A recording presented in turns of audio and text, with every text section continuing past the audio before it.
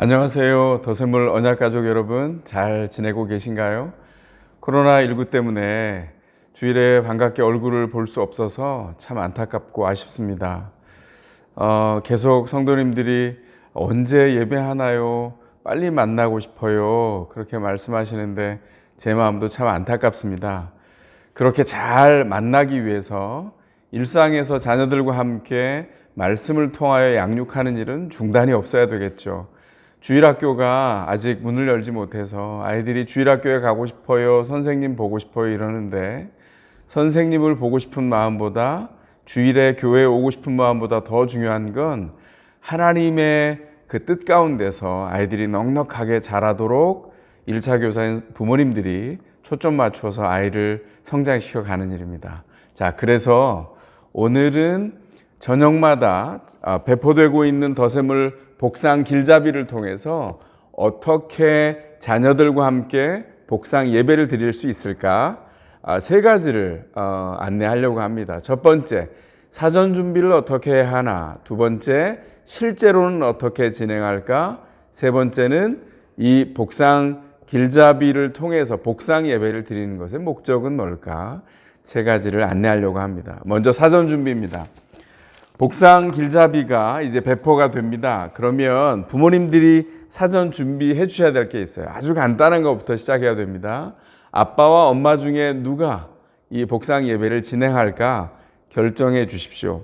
아빠가 하세요, 엄마가 하세요 미루지 마시고 일주일에 반반씩을 하든지 하루에 한 분씩 로테이션으로 돌아가든지 아니면 한 주씩 감당하는 것으로 해 주시면 좋을 것 같습니다. 서로를 격려해 가시면서 아빠 엄마가 그렇게 결정해 주시되 단 조건이 있어요. 두 분이 만족하는 선에서 의견을 결정해 주시고 한 분만 몰아서 하지 마시고 결정해서 해 주시기 바랍니다. 자, 인도자가 결정이 됐어요. 그러면 인도하시는 아빠나 엄마 그리고 곁에서 그 인도하는 것을 보조해야 되는 아빠나 엄마가 계시겠죠. 뭘 할까요? 기도하면서 준비하는 동안에 먼저 본문의 내용을 읽고 복상하고 그리고 이 내용을 한 번 읽어보는 겁니다. 그리고 이 내용을 통해서 모르는 단어나 내용이나 궁금한 점이 있으면 메모를 달아놓고 혼자서 해결이 안 되면 목자님이나 목회팀에 전화를 해주시면 됩니다. 연락을 해주시면 돼요. 아는 카톡을 목자님을 통해서 회람하셔도 상관이 없겠습니다. 그래서 내용을 충분히 파악하시고 복상 예배의 은혜가 깃들기를 먼저 기도하신 후에 준비를 끝냅니다. 자, 이제 복상 예배 시간이 다가왔습니다. 몇 시에 할까요? 우리가 프레어 나인을 통해서 저녁 9시에 하는 것을 일정하게 정해 놓았으니까 기준은 저녁 9시에 하는 것을 기준으로 하되 가정마다 문화에 따라 시간을 조금 당길 수도 있고 아마 뒤로 미룰 수도 있겠습니다. 중요한 건 다 모이게 하는 것이죠. 누가 그걸 다 모이게 할까요? 만약에 자녀들이 초등학교 이상 자랐다면 자녀 한 사람을 지정하셔서 자녀가 가족들이 모일 수 있도록 안내하도록 격려해 주시면 아이가 너무나 신나서 잘 할 겁니다. 그리고 그 과정 중에 아이의 책임감도 성장해 가는 것을 볼 수 있을 거예요. 물론 충분한 격려와 보상을 해 주셔야 되겠죠. 예를 들어서 제 시간에 오지 않은 가족들에게 벌금을 물릴 수 있는 권한을 준다거나 그래서 그 모은 돈으로 나중에 가족들이 의미 있게 사용하도록 한다거나 그런 일입니다. 자, 가족들이 다 모였습니다. 그러면 은사에 따라서 짧은 찬양 하나를 해도 괜찮겠습니다. 찬양을 하지 않아도 괜찮은데요. 가능하다면 찬양을 하는 것도 나쁘지 않겠습니다. 가령 예를 들어서 사랑의 나눔 같은 짧은 찬양 혹은 아시고 있는 손쉽게 접근할 수 있는 찬양을 준비해 주세요. 사랑의 나눔 모르신다고요? 목자님께 물어보시면 알 텐데 이렇게 되는 겁니다. 사랑의 나눔 있는 곳에 하나님께서 계시도다. 2번이나 3번 반복하시고 그런 다음에 조명 기도를 통해서 이제 들어갑니다. 이 앞에 나와 있는 순서대로 진행하는데요. 기도한 다음에 넘기시면 날짜별로 뭐가 있죠? 맨 처음에 등장하는 게 출입구입니다. 출입글을 크게 읽고 3번, 5번 큰 소리로 읽는 겁니다. 그리고 나서 인도하시는 아빠나 엄마가 말씀을 받아요부터 쭉 읽어 내려가세요. 말씀을 생각해요. 말씀대로 기도하며 살아요까지 쭉 읽어 내려갑니다. 그런데 기억할 게 있어요. 우리가 지금 열왕기를 하기 때문에 열왕기가 이스라엘의 역사를 계속 이야기하고 있거든요. 그래서 생생하게 드라마틱하게 읽어 내려가는 거예요. 그러면 인도하시는 엄마나 아빠가 먼저 기억해야 되겠죠. 이 생생한 내용에 뭐가 있을까? 이번 주에는 6장 후반부에서부터 9장까지가 들어있는데요. 거기에 시리아가 침공해 와서 기근 때문에 먹을 것이 없어서 굉장히 슬퍼할 만한, 그리고 어쩌면 깜짝 놀랄 만한 그런 상황, 그리고 그 상황을 만났을 때 하나님은 어떻게 해결하시나, 이런 내용들이 생생하게 진행되고 있어요.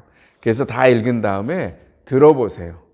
어떤 내용이 어떻게 자녀들에게 전달됐는지 아이들이 말할 수 있는 기회를 주시고 질문할 수 있는 문화를 만들어 주시면 좋겠습니다. 그래서 중간에 자유롭게 질문하시고 답을 꼭 다 주시지 않아도 괜찮아요. 이렇게만 하면 되겠죠. 아, 그런 질문이 있었구나. 아, 그랬구나. 그래? 한번 생각해 보자. 답을 할 수 있으면 대화하지만 답을 그때 줄 수 없다면 생각해 보자. 그리고 여유를 두고 넘어가시는 겁니다. 그리고 그 다음날 전에 만약에 할 수만 있다면 답을 얻어서 답을 주고 대화하고, 아이들이 기대할 수 있고 생생하게 전달할 수 있으면 좋을 것 같아요. 자, 말씀대로 기도하며 살아요가 끝날 즈음에 뭘 해야 된다 그랬죠? 여기 기도를 작성하는 란이 있습니다. 본인의 기도를 적고 기도를 짧게 돌려가면서 기도의 제목을 읽게 한 다음에 기도를 다 제목을 앞에 놓고 함께 기도하는 거예요. 통성으로 작은 소리로 큰 소리로 기도하고, 그리고 그날 인도하시지 않은 아빠나 엄마가 기도를 마무리하셔도 되고, 인도하시는 아빠 엄마가 마무리해도 괜찮고, 조금 큰 자녀가 있다면 자녀에게 기도를 맡겨도 되겠습니다. 어린 자녀 중에 제가 기도하겠습니다 이런 자녀가 있을 수 있어요. 그러면 격려해서 기도하게 하시되, 아이들이 말도 안 되는 기도를 마무리할 수 있거든요. 그것도 그대로 두시고 평가하지 마시고, 아, 우리 딸이 기도한 이후에 제가 이어서 기도합니다. 그리고 아빠나 엄마가 이어서 기도하시고 마무리하시면서 복상 예배를 끝냈습니다. 자, 그러면 세 번째, 이 복상 예배를 매일 일정한 시간에 드리게 되는 이유가 뭘까요? 목적이 있습니다. 아이들이 자주 노출되는 것이 아이들의 의식을 그곳에 집중하고 연결시키게 해서 아이들을 자라게 합니다. TV에 노출되면 TV에 노출된 가수나 연예인들을 따라가고요. 드라마에 노출되면 드라마의 이야기를 생각하고 그 얘기를 주로 많이 하는 것처럼 성경에 노출이 되면 성경의 이야기가 본인 것이 될 것입니다.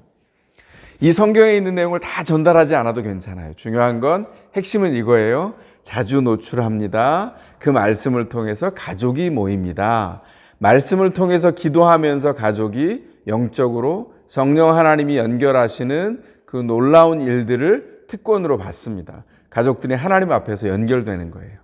그래서 기억하시고 삶이 피곤하더라도 저녁마다 매일 빠뜨리지 마시고 준비한 말씀을 통해서 함께하는 것 해주시기를 부탁드립니다. 감사합니다.